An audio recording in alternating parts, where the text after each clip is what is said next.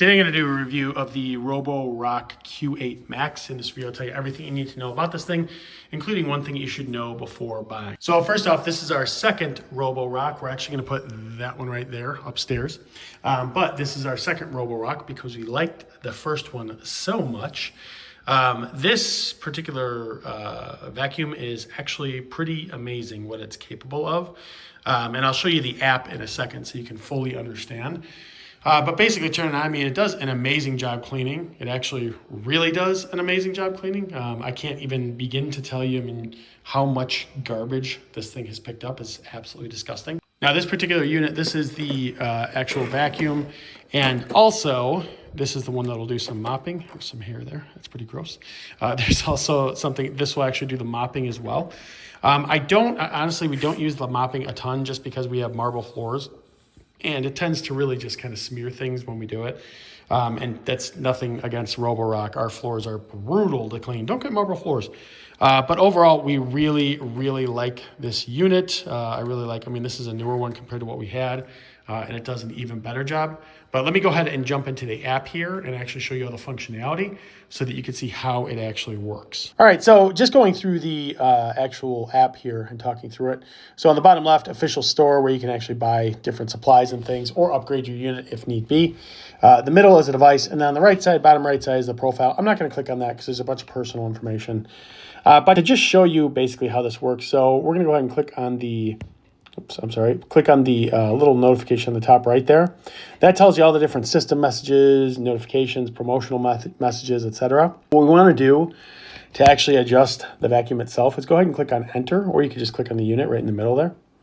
And this is what actually happens. So right after you set up the Roborock, you basically let it scan, and the biggest thing, make sure you clean up around the house, anything laying around, shoes, any of that, just clean them up.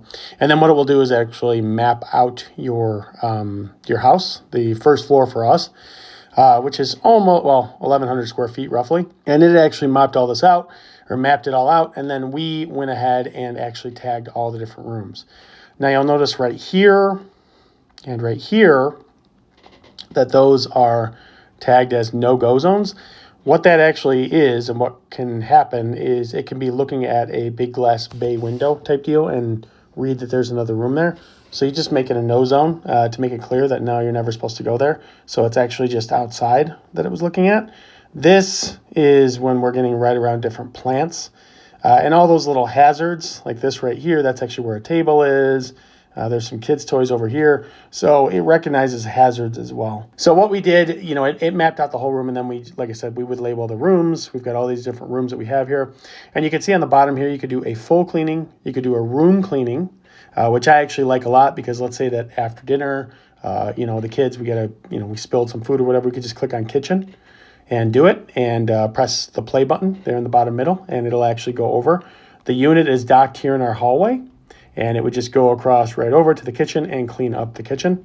And then also we have zones. We don't really use zones very often, but if you have a cleaning zone, in other words, in a little area inside of a room or something that's dirty, you can do that.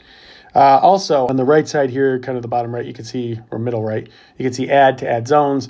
You can see cycles. So if you want the vacuum to basically go over a place once and then twice and actually do 2 different cycles on it, you can set that up, no problem.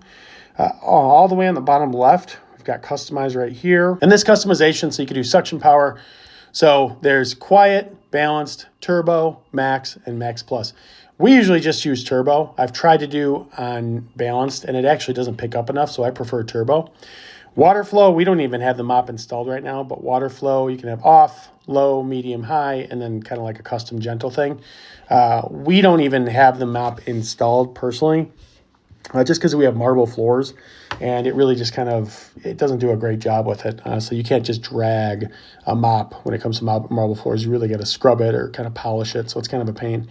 And then route all the way in the bottom, we have the standard route and then also the fast route. I prefer the standard route for sure. So in the bottom middle, we can press play at any time to actually make it start. That's easy to do.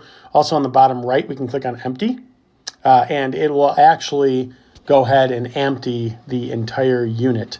It'll use the attached adapter and such, and when it's docked, it'll actually empty right into the unit, which is great. So it's nice to have that if you need it. It should usually do that. You can change some settings to make it do it smart, but we'll talk about that in a second. Top right here, click up here. So this is the history, how long we've used it, etc. Schedules. So we actually have it scheduled up so that every day it will go and it'll clean a lot of different rooms. And then Monday, Thursday, it cleans the gym at a different time. We just do that because we don't really need, you don't really need it multiple times a day or anything like that. Floor cleaning setting. So this gets into the different surfaces, and if it's on carpet, you should use the carpet boost. You should use the carpet boost that it has. That actually just makes the suction power a lot stronger when it's on carpet, so much more likely to actually do well. Also, auto empty settings. So you can put it on smart here and turn on auto emptying. I like to do that. Reactive obstacle avoidance. Basically, if there's things on the ground, it'll go around them, which is a good idea. Maintenance. So this just tells you, when you need to do certain things and when you need to clean certain things, which is nice. And it does actually tell you in the app too. Manage maps. So if you have, we have a single lane, we're using it on a single layer house or only the first floor of the house because the second floor is pretty much all carpet. We actually are going to add another one to the second floor. But the point is it has the different maps for the different robots. Robot voice. So if you want to change the voice of it, settings, this basically tells you where everything is, child lock, etc. Off-peak charging, which is kind of cool. If you have expensive electricity, you can turn this on and it'll only charge when it's off-peak time. You can set that. And then also offline map if you want to have that. And then also pin and go. So if you basically just want to say go clean somewhere, you can do that. Remote control, I don't use that. And then obviously the user manual and everything like that. So that's it, guys. We actually have it doing a cleaning right now. You can see how it actually goes about doing everything. Does a really good job in the corners. Absolutely love this vacuum. If you're thinking about getting one, you're like, I don't know, it's a little expensive, which it is absolutely worth it. These things are a godsend and help us. It just saves us hours and hours of time.